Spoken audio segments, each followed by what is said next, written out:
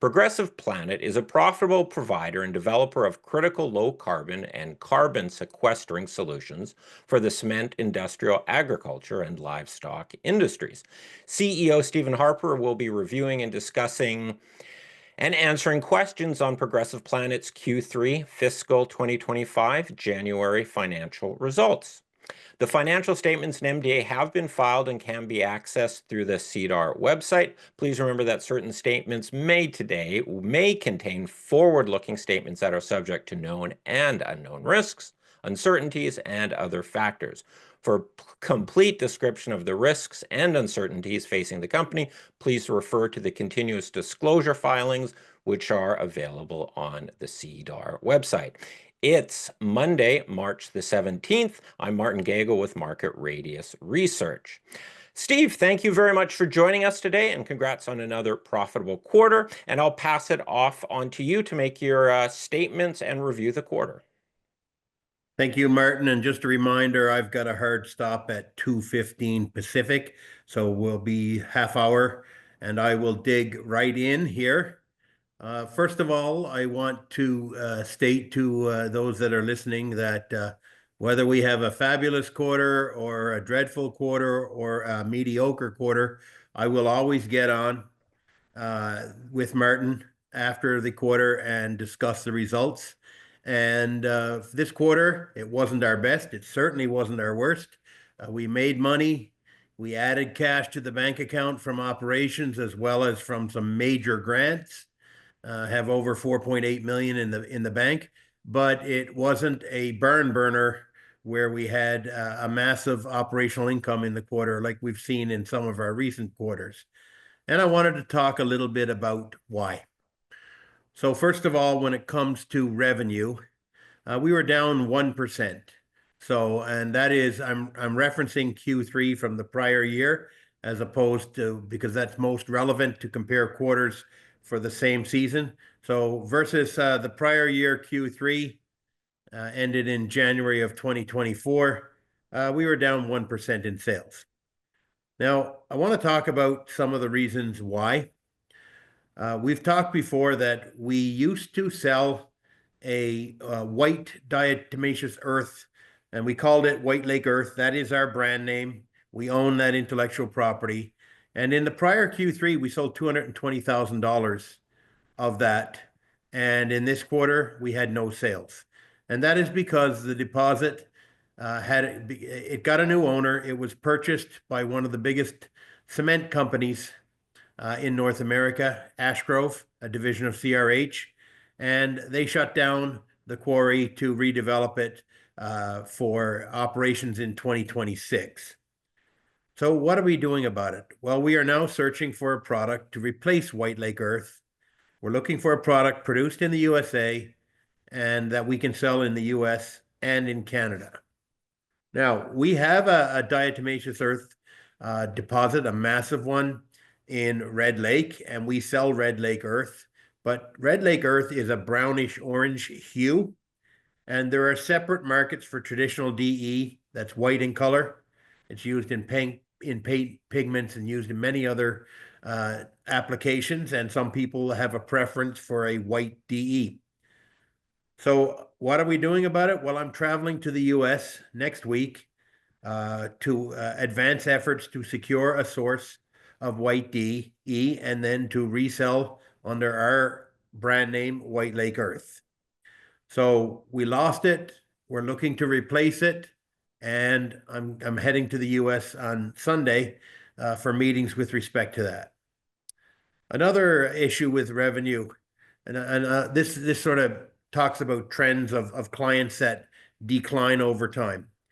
So in Q3 last year, we sold PV Mart $34,000, and we sold them zero in the current Q3 that just passed. But 2 years ago, we sold them $300,000 of product.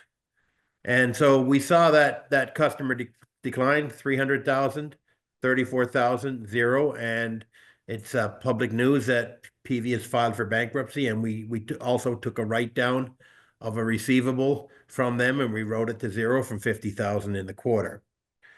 So what are we doing again about some of these lost sales in Canada?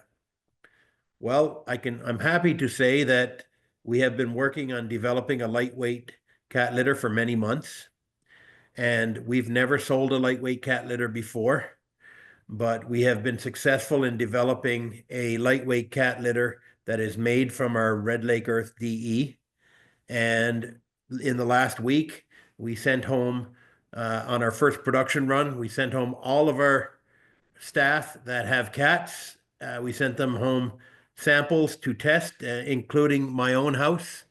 And we left our house for a day, and I came back after putting the new litter in, and the cat had readily used it, and it clumped very well. So we are looking in the next 60 days to introduce lightweight cat litter under our own brand, and we have also had significant interest from some of the large retail big box stores to produce private label lightweight cat litter. Well, what's it? Steve, what Sorry? is lightweight cat litter? I don't have a cat, so I. So if you had a cat, you'd very much know it's traditional. So cat litter, some of the defining characteristics are clumping or non-clumping. Okay. Most people prefer that when the cat pees, it makes Yeah. a clump and you scoop the clump out and leave the remaining litter. Yes. Okay, so that's one. And then lightweight, there's a very big difference in the density of even clays and artificially made litters. And more and more people prefer to have a lightweight because it's simply a lot easier to carry this package from the shelf to your car and to handle it. And traditionally, lightweight cat litter weighs about half, and it's been introduced in the last 20 years, and it's seen rapid growth in the US over the last 5 years. And cat litter in Canada at a retail level is $1 billion a year industry. It's huge. Crazy. Yeah. And the growth in lightweight greatly exceeds the growth of any other category of cat litter. So it's essentially just a lower density, less weight to lug around cat litter. Yes. So Okay. I can geek out here. Yeah, I So don't think we need to do so that. bentonite clay is typically a heavy clumping clay, and it Okay. weighs, we usually talk in US, because the market typically talks in US. It's about 70 pounds per cubic foot, Okay. and our Red Lake Earth DE is about 35 pounds per cubic foot. So it's substantially lighter, Gotcha. and it's just for ease of handling. And even myself, I've been buying, after I hit my 50s, I typically don't buy traditional weight cat litter anymore. I buy lightweight, and I'm embarrassed to say that as someone who produces cat litter, but I have personally bought lightweight cat litter for the last 5 years, and I'm extremely excited. I was very excited to bring the bag in and put it in our own litter box and see it work. So I'm just talking about what are we doing? For our cat litter business, we're introducing lightweight cat litter.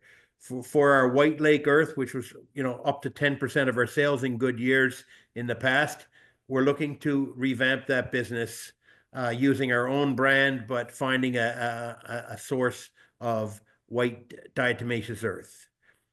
I want to move on and talk about gross margins. So we didn't outline in a news release or in our financials every single individual item that affects our quarter. We had several one-time items, and sometimes for the purpose of remaining competitive, we simply won't talk about or give too much information on one-time items that might tip a competitor and be a disadvantage for us. But we certainly showed that we had a decrease in gross margin. And I've picked a few things that we did not talk about in the news release to give some flavor to having a quarter where our margins were down from the mid 30s to the 28% level. One thing, carbon tax. So we paid an additional $10,000 in the quarter. And in Q3 of 25, we paid $65,000 in carbon tax just to run our natural gas dryer to dry all of the ore that comes in. So we paid $55,000 in Q3 last year, and that was $65 a ton versus $80 a ton in 2025. If you take the first 3 quarters of this year, 2025 versus last year, we paid $148,000 in carbon tax just to operate our natural gas dryer. Nothing to do with truck fuel or transportation. This is just drying ore with the cleanest hydrocarbon around, pipeline grade natural gas.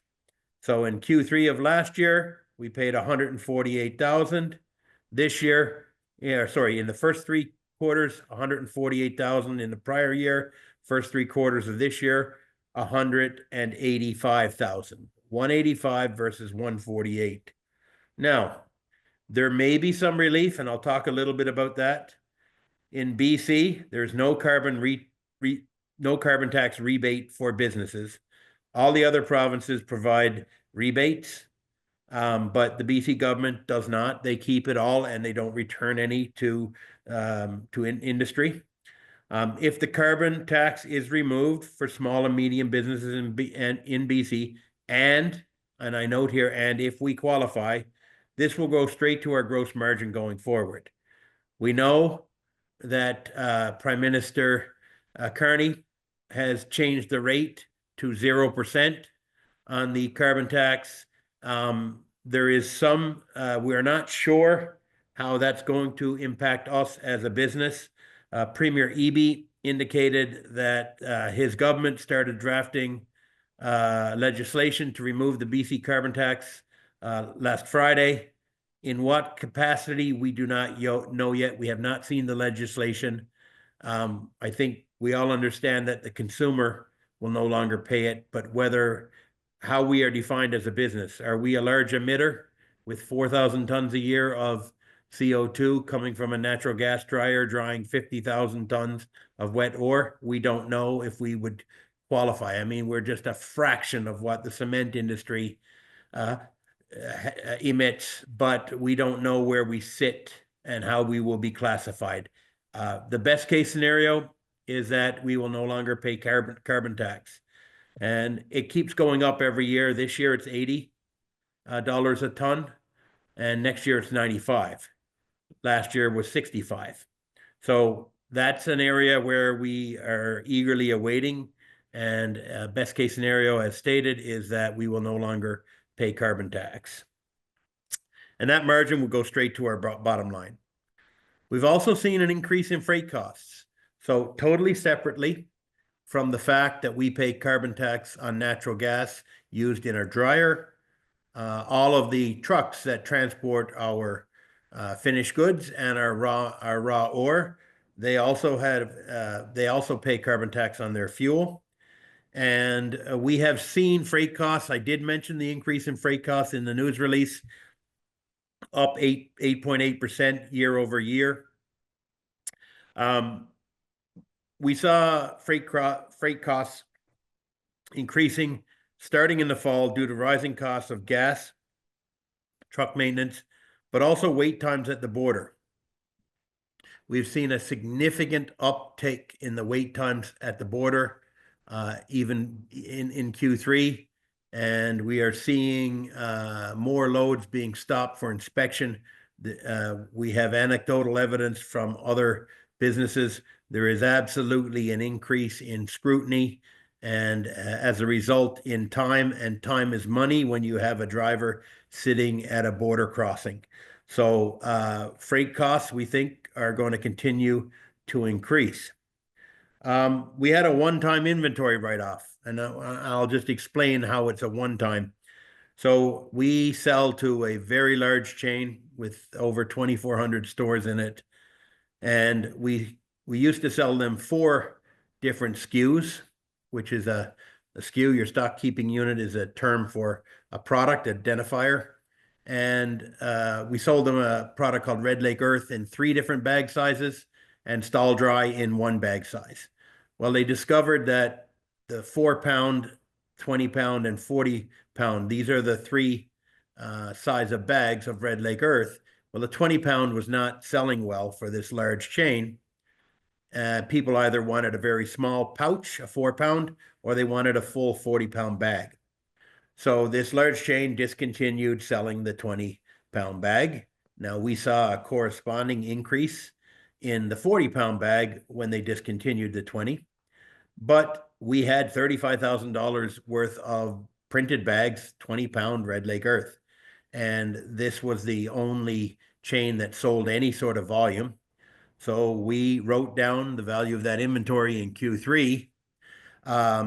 We didn't throw it away, and if we revive those sales, we'll write it back up again. But that's a one-time event, one of several that we had in the quarter that we don't normally see. And I guess my final comment here is that general business conditions and tariff threats. We normally implement price increases in a new calendar year. We chose not to do that this year. We felt it was not a wise move for us based on the sensitivities. There's a lot of indications that, we're moving towards a recession here in Canada and even in the US. And so we felt it was best for our business to not implement price increases. Now, historically, before Progressive Planet bought absorbent products, they did extremely well in recessions. And we don't sell diamond rings or mink coats. We sell absorbent products, cat litter, animal health. These are typically relatively recession proof, but I think it's not a surprise to anybody that we are in a difficult and challenging time where there is a huge amount of uncertainty. And we had several new customers that wanted to start buying our product and did not initiate a business relationship due to the uncertainty of the tariffs. We had several significantly sized customers in the US that simply said, we want to wait. So no surprise to anyone with this uncertainty that we did. And then our business, we decided that we would not implement price increases, and we did not in Q3. So that's sort of my more detailed explanation of the quarter, some of the pressures we are facing, some of the things that we are doing to react. And I'm happy now to take the next 12 minutes and take questions. All right. Thank you, Steve. In the news release, you mentioned the factory shutdown, which you had telegraphed in prior quarters. Just curious, how has that proceeded? Has it sort of provided is it working as expected? Are you happy with how that's going now? So thank you for that, Martin. So that also is something maybe I should have brought up, is that we did not lay off or send home any of our staff. We kept them employed during that week, even though we were not producing. So cleanup, etc., some maintenance. But we lost 7 days of production in Q3, and we lost another 7 days or so in the beginning of Q4. It went exactly as planned. The plan was to replace the entire PLC, or programmable logic PLC computers. We replaced all of the PLCs, and the PLCs in our plant were last replaced in 1986. Sorry, programmable logic controllers. They shut on and off valves, and they make a plant work. And we did not have enough available room in our legacy PLC to implement all of the robotics and automation that we wanted to do. So the backbone of your plant are your PLCs, and they were replaced. It went exactly as planned. The shutdown was timed, and we were not late in bringing it back. And now we have PLCs that were purchased in 2024. We were so busy last summer that the plant shutdown was pushed to this Q3, and it went exactly as planned. And we now have the bandwidth to make the investments. And you probably remember a news release a few weeks ago where we discussed that we've spent $500,000 to replace the robot on our main production line, but also to tie in our second biggest production line, our valve pack line. Our biggest line, we call it our CM line. and that's plastic bags that are sealed. And then our valve pack is a paper bag where the product is blown in through a valve. And those two lines are now going to be served by one new robot that will replace the legacy. And we could not have done that before we replaced our PLC systems. Right. So that should lead to eventual or upcoming efficiencies and lower costs and that in the factory. Yes, and to your point, Martin, we did mention in our news release for our Q3 financials, we will not see those efficiencies until Q3 of 2026. Okay. So when you order this equipment, you typically have lead times of 20, 30 weeks. And in this case, we had a 26-week lead time from after we put a 40% deposit on the new robot. So we're expecting to receive the robot. It's made by the same manufacturer as our legacy robot, which is 17 and a half years old, Columbia Okara. It was a merger of a Japanese and a US robotics companies, and those are manufactured in Washington State. So we will not see some of the margin improvements based on increased or decrease in labor cost per unit produced. We won't see those until Q3. And then any incremental investments that we make in automation and robotics or in grinding, we will supply a time frame for the between ordering and installation. We'll also supply that. We are looking to make additional investments to enhance the productivity of the plant, and we'll supply a time where we see that hitting the bottom line, or we project to see that hitting the bottom line. And the revenues were impacted by this. Do those revenues essentially just get pushed out into the next quarter, just a little deferred? And since it happened in January, it kind of gets pushed out into Q4? Yes. Okay. So we don't publish our backlog, but we maintain an internal figure, a backlog figure, and that is purchase orders that have not yet been produced. And so our backlog grew during the shutdown, and it's our goal to bring that backlog down to normal levels in Q4. All right. You mentioned tariffs, and there's a question specifically on tariffs. Obviously, who knows what's going to happen tomorrow or next week. But the question is, what effect will tariffs have on Progressive Planet? So between the announcement that they were on and then them coming off and this going back and forth, I understand that we've paid tariffs on 3 loads, and right now our products fall under the U.S. Mexico-Canada Free Trade Agreement, and we have relief until April 2nd.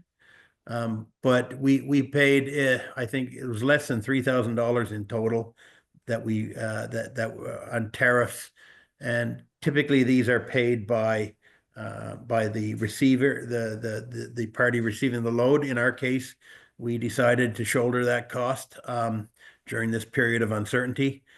We are simply going to wait and see, and I'm not even going to try to project or attempt to guess the outcome.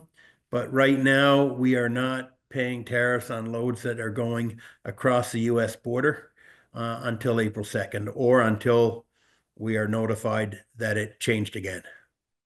Are you considering maybe, at least to give you some temporary relief, ship a bunch of inventory across the border and warehouse it there for a bit to avoid potential tariffs?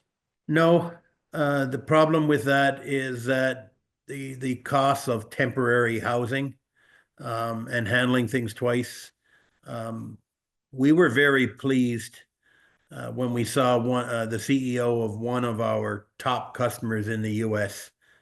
State on a video that's now on YouTube that they're looking at a third, a third, a third.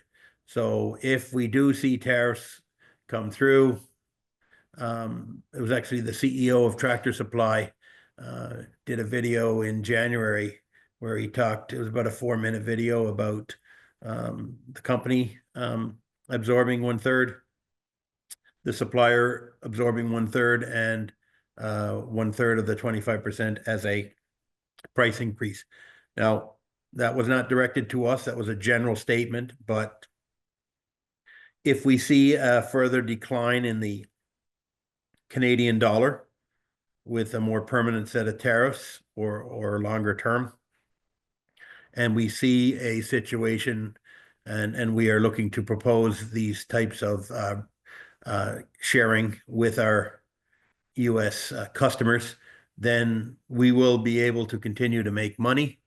But obviously, we'd like to see no tariffs. So this is a future event. We do a significant amount of US sales. I am concerned, but there's not a lot that we can do proactively, including early shipping of product. That requires you to produce and incur overtime costs to produce more than you're typically selling, as well as storage costs and handling things one extra time, which has an increase in costs. It costs more for us to incrementally move something, store it, and then move it by a truck again than to move it once. Yeah, yeah, fair enough. I'm just curious, what are your U.S. clients are like? It's all out of their hands. They're sympathetic. Sounds like Tractor Supply is taking a very level-headed approach to it. Any sort of are they looking to try to switch over to U.S. suppliers, or how are they taking this as a business manage or managing a risk? So I don't want to provide guidance in the current quarter other than to say that we have not seen any meaningful decrease in business. In fact, it may in the Q4 maybe slightly up in the we're only in we're halfway through, January 31st. So I guess we're almost exactly halfway through the Q4, ends April 30th. We're not seeing a decrease from our current customers. I did mention earlier that we have failed to start doing business with several new customers that have used tariffs as a reason for them to not want to open accounts and start to do business with us. So I don't have a crystal ball, but I do think that any tariffs that are there for the medium or longer term will have an impact on our US business. And concurrent to that, we are looking at bringing in new products that we can sell more of in Canada. And we are seeing some very strong interest in our Made in Canada. We've opened multiple new accounts for people that have requested Can-Dry. And Can-Dry is an industrial absorbent. It's US competition. Our two products called Oil Dry and Floor Dry. One's made by Oil Dry of America, New York Stock Exchange listed, and the other is made by EP Minerals, which is a division of US Silica.